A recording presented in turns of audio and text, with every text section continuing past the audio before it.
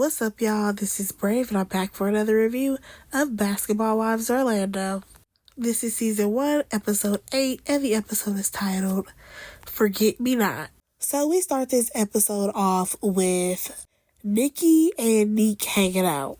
So basically they have this conversation about how Nikki got on social media and she was drunk and she was talking bad about her ex-4 who's from Black Ink Crew Chicago, and she was also talking about Milan. So in her confessional, she's like, I wish that I didn't get on social media while I was drunk and say those bad things about 4. Now, when it comes to Milan, she don't really care what she had to say about that girl because they not friends. So, Neek, she suggested, okay, maybe you need to have, some closure when it comes to the 4 situation because whatever he out here doing online, and we all know what he doing online, but nonetheless, it triggers you. So, Nikki's like, no, it's just that I feel like I gave that man my youth. And I did not realize that she was with 4 that long. For some reason, even though I did watch the show, I do remember her always getting pissed off at 4 because he was always doing something he had no business doing. But I guess I never realized how young she was when she got with him, number 1. Number 2, I also didn't realize how long they were together. So, yeah, I completely understand how now that she's gotten older, she realizes that I gave this man, all of my 20s, and he just wasted my time because he was constantly unfaithful. So, she doesn't want to have any types of conversations with him, per se. However, she's willing to go see a therapist about her issues when it comes to 4. Because, of course, she does not trust men at this point. Alright, so moving on, we actually see Megan. She is having a photo shoot to do promo for her live show that she's going to have. Because as you all know, she has a podcast. I have never listened to Megan's podcast. But according to her, she makes about $15,000 a month just doing YouTube. Because you already know, a lot of people nowadays when they have podcasts, they not only get their check from Spotify or wherever you're listening to this podcast, but they also get their money from number 2 ads, and because they're posting it on YouTube now. Nonetheless, she has this whole leather and lace thing going on. And I must say, Megan, she does look really good. In some of the poses that she was doing, she reminds me of Marsai Martin. They have some similar facial features. But that was pretty much that scene. Let's move on.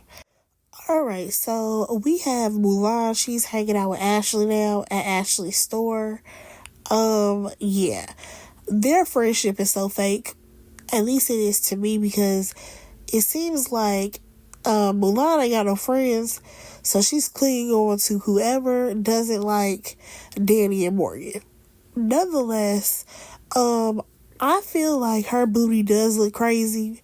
I feel like she was trying to hide it a little bit behind that little purse that she had, but no, her booty, it does look real saggy and draggy. I can't even lie about that. And speaking of these saggy, draggy booties, that is what this entire scene was about, because we learned that Mulan is not feeling good about herself because her butt is too big. And she feels like it's slowing her down. Yeah, I can believe that for sure. She goes on to let us know how if she was 18 years old, 18, you guys, she was dating some guy who basically convinced her that she needed to go under the knife and get her booty done, because that is what was popular at the time. Which I feel like nowadays, there's a lot of girls who are regretting getting those BBLs. Also, on top of that, she talks about how, she doesn't even know if she wants to start the process to start getting her butt removed, or if she wants to pray about it. Does she work out? She don't even know where step 1 is. So you have Ashley. She talks about how she had a BBL as well at some point. No, I think she said she had shots. I think she had butt shots. And she went and got, some of it removed, how much ever they could remove of it. And now her body looks a lot more proportionate. So in the next scene, we have Danielle. She is on a phone call with Morgan, and she's going over this personality test that she took. And basically, one of the questions was like, oh, what type of partner do you attract? And it was a list of things that she's like, I don't know about this, because I think it listed something along the lines of someone who's positive, they give you positive affirmations, they are very affectionate. But she's like, I don't know what they're talking about, because I don't really like people touching me like that. And like Morgan said, no, maybe this is something that you actually need and your body and mind may crave it, but you were so used to being handled a certain type of way.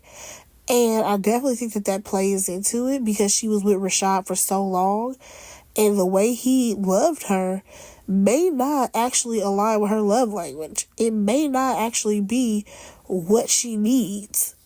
But moving on from that scene, you guys, we go on to Ashley. She's getting ready or whatever. She's talking to her makeup artist because her husband is going to be on the Today Show. And she will be there with him, so that way they can talk about him being diagnosed with autism later in life. He is the first NBA player, I believe, that she said, to be diagnosed with autism that they know. And he's going to be the first one to publicly admit that he's on the autistic spectrum. So it's pretty much a very big deal. Her husband does come in, and her and Tony, they go over questions, and he answers them, as if he was on the show. And basically, he feels like, he always felt different, and he just wants the world to know that it's okay to be different. All right, moving on. Good for them. So next we see Morgan, Danielle, and Nikki. They all decide that they're going to go speed dating. Now, I cannot lie. A lot of these guys are definitely lame, but that's to be expected when it comes to speed dating. At one point, Morgan, she's trying to wipe the sweat off of one of the guy's forehead, and she have a whole nip slip. Honestly, it was a whole boob slip. Like, her whole boob came out, okay? So by the end of this little speed dating situation, Morgan and Nikki, they actually chose the same guy. And what's her name? Danny, she ended up choosing this guy who had like 4 braids on the top of his head with some little beads on the end. He wasn't my cup of tea, and I feel like she could have did better, but honestly, out of the options that were there, I guess that was the best fit for her. Like, honestly, you guys, I did not hate this scene just because we don't get to see Danielle and Morgan have a little bit of fun, so this was different for them. Let's move on. All right, so we get to Megan, and she is basically getting ready for her podcast. She's meeting with her other co-hosts. There are some other podcasters. I'm not really familiar with them. However, she lets them know that her special guest is going to be 4 from Black Ink Crew. Now, 4 does not know that Nikki will be there, and she did not tell Nikki that 4 will be there, even though Nikki is supposed to be her friend. Girl, are you serious? Then her reasoning is because, I don't want Nikki to try to talk me out of having him on as a guest, and also I don't want her to tell 4 not to do the show. First of all, her and 4 don't even have that type of relationship at this point. She don't talk to that man. And it's whack that you didn't give your homegirl a heads up. But moving on, y'all, we go to Milan, and she's actually meeting with her plastic surgeon who gave her breast reduction. Now, basically, she let him know that she's ready to get her butt removed. However, not only did she get a BBL, she also got some type of butt shots, okay? And her plastic surgeon was very honest with her, like, number 1, don't let your partner ever choose your plastic surgery. and what size it should be. Number one. And number two, this is reconstructive surgery. This isn't just like your typical plastic surgery. So Mulan has a lot to think about. If I were in her shoes, I think I would probably go through with the surgery to get everything removed, because at the end of the day, you're like very uncomfortable. Number one. Number two, we don't know exactly how this is affecting her health. She may not be saying everything on camera.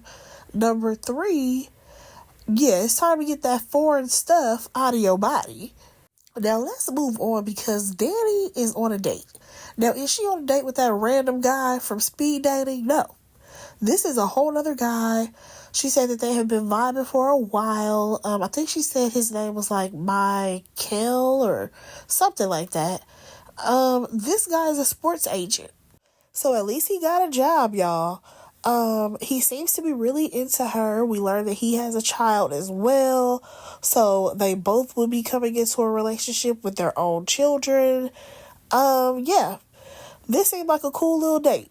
Good for Danny. I'm glad that she has something else on her mind besides Mackenzie and Rashad. Okay? I want to see more of this and less of the foolishness. Let's go ahead and move on. Let's just go ahead and hop on over to Morgan's event, y'all. I'm sorry, not Morgan, Megan. Megan's event. So, first things first. Lindsay, she gets there and she is in her 3rd trimester, okay? Baby girl is almost ready to have this baby. Nonetheless, she's sitting there with Mackenzie and I want to say Ashley. And somebody said, oh, is Danielle coming? And her response was, oh, I don't think Danielle's coming. She's on a date. Why are you even saying that in front of these women? Why are you saying that in front of Mackenzie, especially when you already know that Danielle and Mackenzie have a very rough relationship? I'm pretty sure Danielle don't want Mackenzie to know nothing about her. And honestly, I would not be surprised if Mackenzie runs back to Rashad and being like, oh, I don't think we need to worry about Danielle anymore because I heard she went on a date. And I wouldn't be surprised if Rashad blows up Danielle's phone like, oh, you went on a date? Would not be surprised. Nonetheless, next person who we see show up is Mulan. Mulan, she's there, and she not even really cool with Megan right now. I mean, honestly, she not really cool with nobody besides Ashley, but she here. So next we see Megan having a conversation with Four. Basically, they just chit chat about how, this whole lifestyle that he's living, this is him living in his truth. And they're just prepping for the actual live podcast. Now, Morgan and Nikki, they end up showing up together. And everybody swears that they are going to be on their best behavior tonight. So they start the night off with a little burlesque show.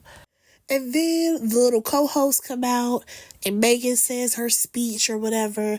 And one thing that won't be tolerated is fighting and all of the foolishness. You will be escorted out by security, okay? Now we gonna jump right into the special guest. Oh, who is it, you guys? Four comes strolling out. Now, of course, you have Mulan. She's judging Megan for having Four there because Nikki's sitting right here. And also you have Ashley, who's like, is this how you treat your friends? Because why would you bring their problematic ex around? And I'm just like, that's funny that you have something to say about a problematic ex when you are besties with Morgan's ex. Now, in her confessional, Nikki is definitely feeling some type of way because Megan is supposed to be her friend, yet you have my ex on your little podcast. And on top of that, which I did not know, Nikki has done Megan's podcast. So I'm pretty sure Megan has asked her questions about the ins and outs of her relationship with Four. So this girl has already expressed to you how things are with Four, and then you gonna have him come to your podcast and then give her the heads up? Yeah, you lame for that, Megan.